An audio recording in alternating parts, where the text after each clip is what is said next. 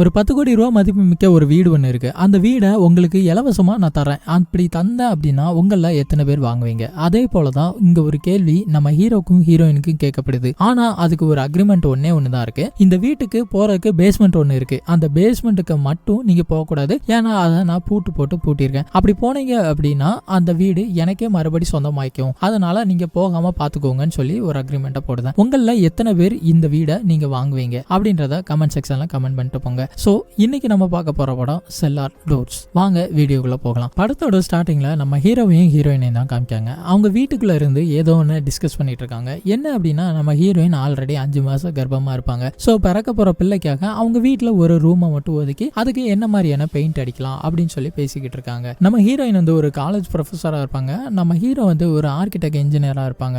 ஆனா நம்ம ஹீரோக்கும் ஆல்ரெடி அந்த கம்பெனில ஒர்க் பண்ற ஒரு ஜூனியருக்கும் ஆல்ரெடி ஒரு லிங்க் இருந்திருக்கும். ஆல்ரெடி 2 பேருமே லவ் பண்ணிட்டு இருந்திருப்பாங்க. அது மட்டும் இல்லாம இங்க ஒரு பிசினஸ்க்காக அவங்க 2 பேரும் ஒரே பக்கம் போற மாதிரி இருக்கு. ஆனா நம்ம ஹீரோவோ அது வேண்டாம்னு சொல்லி வெறுத்து அனுப்பவும் செய்யறாரு. ஆனா அந்த பொண்ணும் நான் வரேன்னு சொல்லி கம்பல் பண்ணுவா. இருந்தாலும் வேண்டாம் நான் பாத்துக்கிறேன்னு சொல்லிட்டு ஹீரோ போகவும் செஞ்சிருப்பாரு. ஒரு நாள் ஆகுது, நம்ம ஹீரோயின் வந்து வீட்டுல இருக்கும்போது பயங்கரமா வயிற்று வலி வருது. ஸோ பயங்கரமா கத்திக்கிட்டு இருக்காங்க. நம்ம ஹீரோக்கு போன் அடிச்சுக்கிட்டே இருக்காங்க. ஆனா நம்ம ஹீரோ போனை எடுக்கவே இல்லை. ஸோ பார்த்தா அவர் பிசினஸ் வேலையா இருந்திருப்பாரு. அட்டன் பண்ண முடியாம இருக்கும். உடனே இவர் ஹாஸ்பிட்டலுக்கு ஓடி போகவும் செய்யறாரு. அங்க ஹீரோயின் கிட்ட ஆல்ரெடி உங்களோட கரு கலைஞ்சிட்டு அப்படின்னு சொல்லியிருப்பாங்க. ஸோ இதை கேட்டதும் பயங்கரமா அழுதுகிட்டே இருப்பாங்க. அப்படியே வீட்டுக்கு வராங்க. வந்தவங்க என்னால இனிமே இந்த வீட்டுல இருக்க முடியாது. ஏன்னா நான் இந்த பிள்ளைக்காக பெயிண்டிங் அப்படின்னு சொல்லிட்டு நிறையவே பார்த்து பண்ணியிருக்கேன். ஸோ இதுக்கப்புறமும் என்னால இந்த வீட்டுல இருக்க முடியாது. அதனால நீ வேற வீட்டை பாரு அப்படின்னு சொல்லி அனுப்பவும் செய்யறாங்க. ஸோ ஹீரோவும் சரின்னு சொல்லிட்டு வேற வீடை ஏஜென்ட் மூலமா தேடிட்டு இருப்பாப்ல. அப்படி தேடும்போது பார்த்தா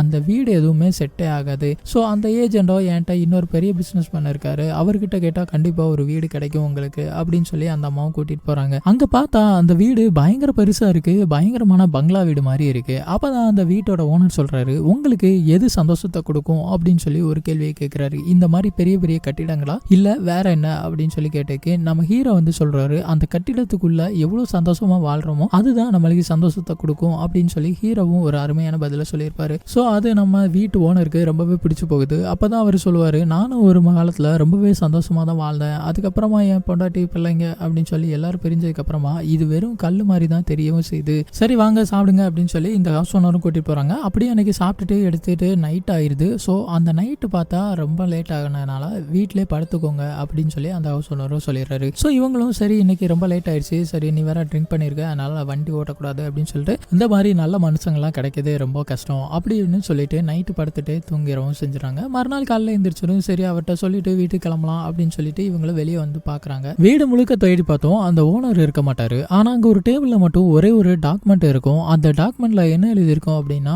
உங்களுக்காக தான் இந்த வீடு இருக்கு. ஆனா அந்த வீட்டுக்கு நீங்க எந்த விலை மதிப்பும் தர வேண்டாம். ஆனா அதுக்கு பதிலா எனக்கு ஒரே ஒரு வேலை மட்டும் நீங்க செய்யணும். இந்த வீட்டுக்கு பேஸ்மெண்ட்டுக்கு ஒரு டோர்ல லாக் பண்ணி வச்சிருக்கேன். அந்த டோரை மட்டும் நீங்க எப்போதுமே ஓபன் பண்ணவே கூடாது. அப்படி ஓபன் பண்ணியாச்சு அப்படின்னா இந்த வீடு எனக்கே சொந்தமாயிரும். நீங்க எனக்கு தரக்கூடிய மதிப்பே அந்த பூட்டை ஓபன் பண்ணாம இருக்கணும். அதுதான் இந்த வீட்டோட மதிப்பு அப்படின்னு சொல்லி எழுதியிருக்கவும் செய்யும். அப்பதான் நம்ம ஹீரோ சொல்றாரு, இது ஏதோ ஒரு பெரிய பிரச்சனை இருக்கு போல, அதனாலதான் அவரு எந்த ஒரு பணமும் வாங்காம இலவசமா தராரு அப்படின்னு சொல்லுவாங்க. அப்பதான் நம்ம ஹீரோயின் சொல்றா, நம்ம ஆல்ரெடி நிறைய காசை நம்ம செயற்கை கருத்தரிப்புக்கு நம்ம செலவு பண்ணிட்டோம். ஸோ இப்போ நம்ம வீடு வாங்குற அளவுக்கு எந்த பணமும் வர இல்லவே இல்லை. ஸோ அதனால இதை நம்ம யூஸ் பண்ணிக்கலாம். அது மட்டும் பேஸ்மெண்ட் நம்மளுக்கு தேவையில்லை. ஸோ அதை நம்ம ஓப்பனே பண்ண வேண்டாம், நம்ம இதை வச்சு சந்தோஷமா இருந்துக்கலாம் அப்படின்னு சொல்லியிருப்பா. ஸோ அக்ரிமெண்ட்டை முடிக்கிறாங்க. ஸோ அவங்க ஃப்ரெண்ட்ஸ் எல்லாரையும் கூப்பிட்டு பால் காய்ப்புக்கு இன்வைட் பண்ணியிருப்பாங்க. ஸோ அதில் பார்த்தா இவனோட எக்ஸும் வரவும் செய்தா. அப்பதான் அவன் சொல்றான், நீ தான் வரக்கூடாதுன்னு சொல்லியிருக்கேன்ல, உன்னை இன்வைட்டே பண்ணலையே, எதுக்காக வந்திருக்க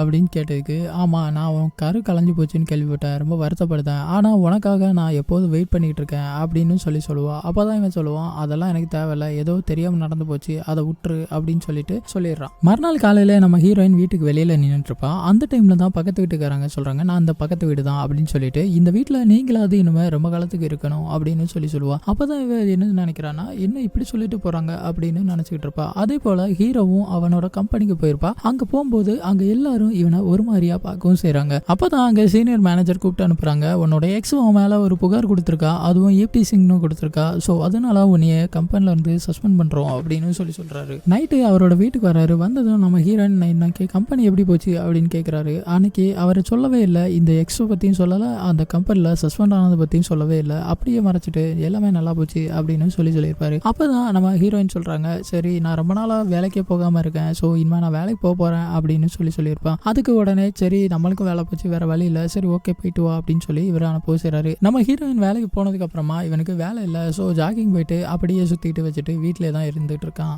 அந்த டைமில் தான் மேனேஜர்ட்ட இருந்து ஒரு ஃபோன் கால் வருது. உன் ஒய்ஃபுக்கிட்ட சஸ்பென்சர் பற்றி எதுவும் பேசினி அப்படின்னு கேட்டதுக்கு, இல்லை அதெல்லாம் பேசலை, அவள் ஆல்ரெடி டிப்ரெஷனில் இருக்கா, அவள் இப்போ தான் கொஞ்ச நாளாக வேலைக்கு போயிட்டு இருக்கா அப்படின்னு சொல்லுவான். இவன் ஃபோன் கால் பேசிக்கிட்டு இருக்கதே கரெக்டாக அந்த பேஸ்மெண்ட்டுக்கு போகக்கூடிய டோர் பக்கத்தில் நின்று தான் பேசிக்கிட்டு இருப்பான். அதுக்கப்புறமா பார்த்தா அவன் எப்படி அது இதுக்கு கீழே எதுவும் புதையில எதுவும் இருக்குமோ அதனால தான் இதை ஓப்பன் பண்ணக்கூடாதுன்னு சொல்லியிருப்பாரோன்னு நினச்சிட்டு சரி லைட்டாக தூக்கிட்டு பார்ப்போம் அப்படின்னு சொல்லிட்டு அதை ஒரு கடப்பாறை கம்பியெல்லாம் வச்சு நம்பி பார்க்கலாம்னு சொல்லி ட்ரை பண்ணிட்டு இருக்கான். ஆனால் அதை மேலே தூக்கினாலும் தூக்கவே முடியல. ஸோ அது காலில் பட்டுறது. ஸோ உடனே அடிபட்டனால அவன் அப்படியே விட்டுட்டு போயிடறான். அப்போ தான் அவன் ஒய்ஃப் வந்து கேட்கவும் செய்றா, இன்னைக்கு நாள் எப்படி போச்சு அப்படின்னு பேசிக்கிட்டு இருக்காங்க.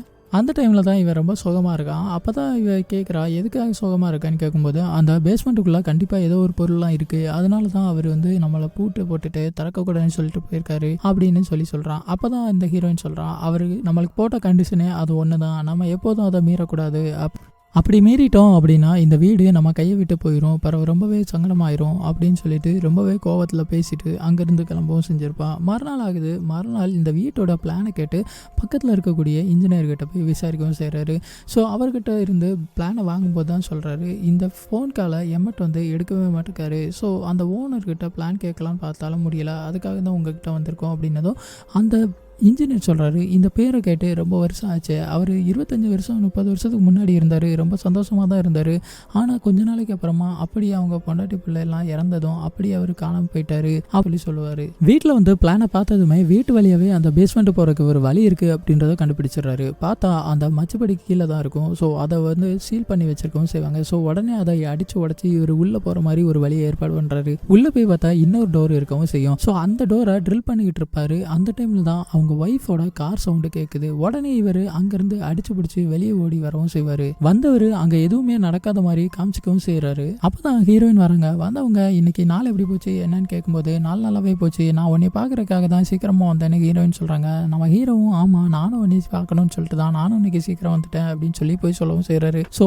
ஒரு பொய்யை மறைக்கிறதுக்காக ஏகப்பட்ட பொய் சொல்ல வேண்டியது இருக்கு, எப்படியாவது இந்த பிரச்சனையை உடனே முடிச்சாகணும் அப்படின்னு சொல்லிட்டு அந்த எக்ஸுக்கு போன் அடிச்சு பேசவும் செய்யறாரு. அப்பதான் இதை போன்ல எல்லாம் பேச முடியாது, நேரில் வேணா பேசலாம் அப்படின்னு சொல்லி அந்த எக்ஸும் சொல்றா. உடனே எங்க வரணும் அப்படின்னு சொல்லி கேட்டா, எப்போதும் நம்ம மீட் பண்ணுவோம்ல அதே இடத்துக்கு வா அப்படின்னு சொல்லி எக்ஸ சொல்றா. சரின்னு சொல்லிட்டு நம்ம ஹீரோவும் அங்க போக தான் செய்யறாரு. அங்க போனா இவ எக்ஸ சொல்றா, நீ உன் பொண்டாட்டி விட்டுட்டு வந்துரு, நம்ம 2 பேரும் சேர்ந்து சந்தோஷமா இருக்கலாம் அப்படின்னு சொல்லி எக்ஸ சொல்றா. ஆனா நம்ம ஹீரோவோ, என் பொண்டாட்டியை நான் ரொம்பவே லவ் பண்றேன், அவளை தான் நான் நல்லா பாத்துக்குவேன், ஒன்னு கூட எல்லாம் இருக்க முடியாதுன்னு சொல்லுவா. நீ மொதல் அந்த கேஸ் வாபஸ் வாங்கு அப்படின்னு சொல்லி ஹீரோவும் கேட்பாரு. ஆனா இவ அப்படியெல்லாம் கேஸை வாபஸ் வாங்க முடியாது, கேஸ் அப்படியே தான் இருக்கும் அப்படின்னு சொல்லிட்டு சொல்லவும் செஞ்சிடறா. மறுநாள் ஆகுது. நம்ம ஹீரோயினுக்கு வேற ரொம்ப உடம்பு முடியாத மாதிரி இருக்கு, கொஞ்சம் வாமிட் வர மாதிரியே இருக்கு, ஸோ அதனால நான் இன்னைக்கு வேலைக்கு போகல அப்படின்னு சொல்லி ஹீரோயினும் சொல்றா. உடனே நம்ம ஹீரோவோ வேலைக்கு போற மாதிரி ஆக்டிங் பண்றதுக்காக பேக்கை தூக்கி போட்டுட்டு அப்படியே கிளம்புற மாதிரி கிளம்புறான். பார்த்தா நம்ம ஹீரோயினுக்கு இங்க வீட்டுக்குள்ள நிக்க முடியல. ஸோ வாமிட் எடுக்கவும் செய்யறா. கன்சீவா இருக்குமா இல்லையா அப்படின்னு செக் பண்ணி பார்க்கலான்னு கிட்ட எடுத்து செக் பண்ணி பார்ப்பா. பார்த்தா அவ கன்சீவா தான் இருப்பா. ஸோ அந்த கையில இருந்து அந்த கிட்டு கீழே விழுகுது. பார்த்தா கட்டில் கடியில விழுந்திருக்கும். அதை எடுக்க போகும்போது தான் பார்த்தா அந்த வீட்டோட பேஸ்மெண்ட் பிளான் எல்லாமே இருக்கும் செய்யுது. ஸோ அந்த பிளானிங்க எடுத்துட்டு வரா. எடுத்துட்டு வந்து இவனும் பாக்குறா. பார்த்தா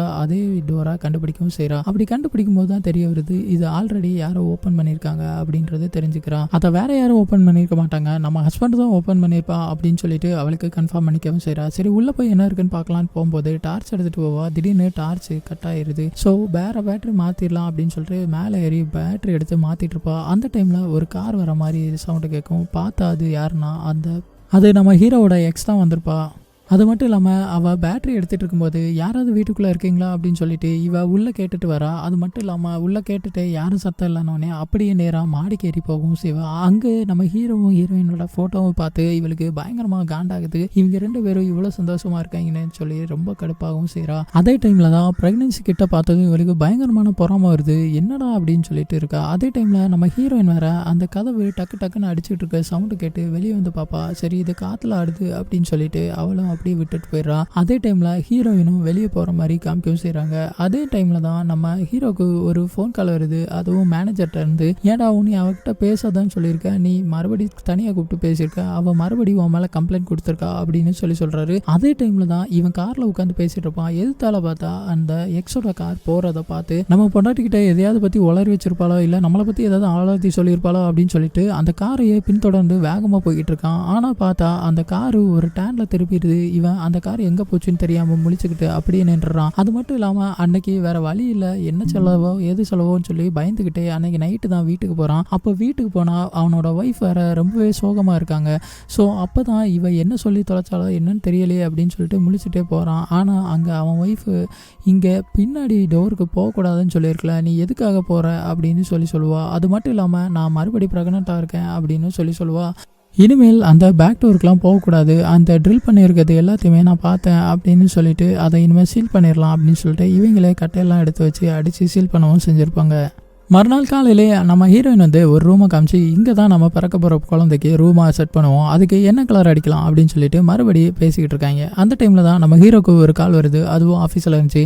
நடந்த பிரச்சனை அதுவும் விசாரித்த விதத்தில் உன் மேலே எந்த தப்புமே இல்லை அப்படின்றது ப்ரூவ் ஆயிடுச்சு அப்படின்னு சொல்லிட்டு அந்த ஃபோன் காலில் தெரிய வருது. ஸோ இவன் ரொம்பவே ஹாப்பி ஆயிடுறான். அப்போ தான் அவங்க ஒய்ஃப் கேட்கான், என்ன இவ்வளோ சந்தோஷமாக இருக்கேன்னு கேட்கும்போது, ஒரு பெரிய பிரச்சனை ஆஃபீஸில் ஓடிட்டு இருந்துச்சு, ஸோ அது இப்போ சால்வ் ஆயிடுச்சு, அதனால தான் அப்படின்னு சொல்லிட்டு அப்படியே அவன் சமாளிக்கவும் செய்கிறான்.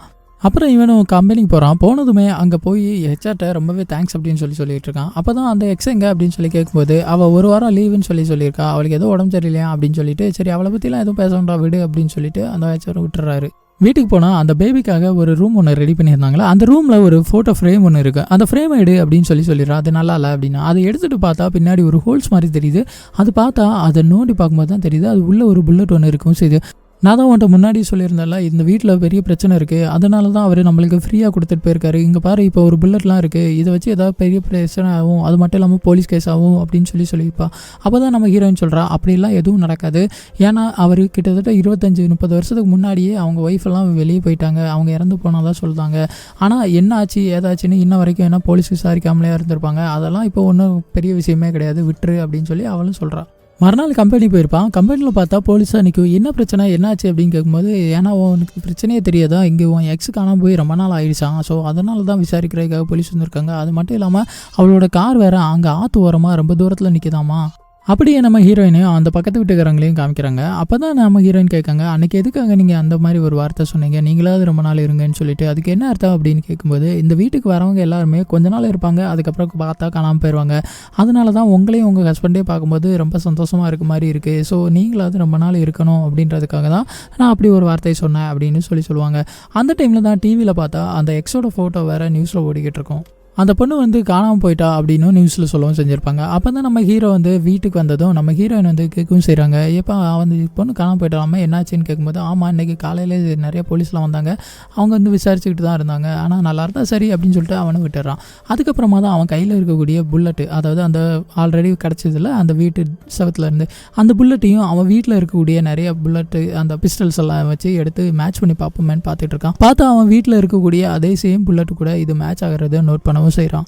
இந்த புல்லட்டுக்கும் நம்ம வீட்டோட ஓனருக்கும் ஏதோ ஒரு கனெக்ஷன் இருக்குது, ஸோ அதனால தான் எனக்கு ரொம்ப டவுட்டாக இருக்குது அப்படின்னு சொல்லிட்டு இருக்கான். திடீர்னு பார்த்தா காலிங் பெல் சவுண்ட் ஒன்று கேட்குது. பார்த்தா அதில் போலீஸ்காரங்க தான் வந்திருப்பாங்க. உன்னோட எக்ஸுக்கும் உனக்கும் ஏதோ லிங்க் இருக்காமல், அது மட்டும் இல்லாமல் கொஞ்ச நாளைக்கு முன்னாடி கூட ஏதோ பிரச்சனை ஆச்சாமல் கம்பெனியில் உன்னை சஸ்பெண்ட் பண்ணி வச்சிருந்தாங்களாமே அப்படின்னு சொல்லி கேட்கவும் செய்கிறாங்க. கரெக்டா அப்படின்னு சொல்லி கேட்குறாங்க. ஆமாம் கரெக்டு தான், ஆனால் அந்த பொண்ணுக்கும் எனக்கு தொடர்பு இருந்துச்சு, ஆனால் அது கல்யாணத்துக்கு முன்னாடி இருந்துச்சு, அதுக்கப்புறமா எனக்கு கல்யாணம் ஆனதும் நானும் அவள்கிட்ட இருந்து கொஞ்சம் கொஞ்சமாக அவாய்ட் பண்ணிட்டேன். அது மட்டும் இல்லாமல் எனக்கும் அவளுக்கும் ஒரு பிரச்சனை கூட ஓடிச்சு. அப்போ கூட கம்பெனியில் இருந்து ப்ரூவ் பண்ணிட்டாங்க நான் நிரபராதின்னு, ஸோ அதனால் என்னைய மறுபடியும் கம்பெனிக்கு கூட வர சொன்னாங்க, நான் கம்பெனி போயிட்டு தான் இருக்கேன் அப்படின்னு சொல்லுவாங்க. சரி ஓகே, கடைசியாக 19ஆம் தேதி இந்த அட்ரஸ் பக்கமாக தான் வந்திருக்கா, அதுக்கு மொபைல் சிக்னலோட ஆதாரம் இருக்குது, உங்களுக்கு தெரியுமா அப்படின்னு சொல்லி கேட்கவும் செய்கிறாங்க. அப்போ தான் அவன் சொல்கிறான், எனக்கு அதெல்லாம் தெரியாது, 19ஆம் தேதி அப்போ நீங்கள் எங்கே இருந்தீங்க அப்படின்னு போலீஸ்காரங்க கேட்காங்க. அதுக்கு அவன் சொல்கிறான், நான் வீட்டில் தான் இருந்தேன் அப்படின்னு சொல்கிறான். அப்போ அவனோட ஒய்ஃபுமே அவங்க வீட்டில் தான் இருந்தாங்க, ஏன்னா அன்னைக்கு தான் நான் கன்சீவ் ஆனேன் அப்படின்றது செக் பண்ணேன், அதனால் அவர் என் கூட தான் இருந்தார் அப்படின்னும் அந்த பொண்ணு சொல்லவும் செய்கிறா. ஸோ உடனே சரி இன்னைக்கு விசாரணை முடிஞ்சது, வேறு எதுவும் தகவல் தேவைப்பட்டுச்சு அப்படின்னா கண்டிப்பாக கால் பண்ணுவோம், இல்லைன்னா நேரில் வந்து விசாரிச்சுக்கிறோம் அப்படின்னு அந்த போலீஸ்காரங்களும் அங்கேருந்து கிளம்பிடுறாங்க. அப்போ நீ 5 வாரமா நீ வேலைக்கே போகல, சஸ்பென்ஷனில் தான் இருந்திருக்க. அதை பற்றி என்கிட்ட ஒரு வார்த்தை கூட சொல்லவே இல்லை. அது மட்டும் இல்லாமல் நான் அன்னைக்கு ரொம்பவே கஷ்டப்பட்டு வயிறு வலியில் துடிச்சிட்டு இருந்தேன். அன்னைக்கு நீ அப்போ அவ கூட தானே இருந்திருக்க, அதனால தானே நான் ஃபோன் அடித்தோம், நீ எடுக்கவே இல்லை அப்படின்னு சொல்லி கேட்குறான். அப்போ தான் இவன் சொல்கிறான், அப்படியெல்லாம் நான் எதுவுமே பண்ணலை அப்படின்னு சொல்லிட்டு அவனையும் பயங்கரமாக அழுகவும் செய்கிறான், கோவப்படவும் செய்கிறான். அப்போ போலீஸ்காரங்க உன் மேலே சந்தேகப்படுத்துறது நியாயம்தான், எனக்குமே அது சரின்னு தான் படுது அப்படின்னு அவன் சொல்லவும் செய்கிறா. நம்ம ஹீரோ உடனே கார் எடுத்துகிட்டு ஒரு ஆளை பார்க்குறதுக்காக போகிறான். யார் அப்படின்னு பார்த்தா அன்றைக்கி அந்த பார்ட்டி பண்ணிகிட்டு இருக்கும்போது ஒருத்தர் ஆள் பெட்ரோல் கேனோட வந்து நின்றுருப்பாரு. அவரை பார்க்கறதுக்காக தான். நீங்கள் எதுக்காக அன்றைக்கி பெட்ரோல் கேனோட வந்து நின்னீங்க அப்படின்னு கேட்கும்போது தான், உங்களுக்கு கொடுத்த மாதிரி எனக்கும் அதே ஆஃபர் கொடுக்கப்பட்டுச்சு.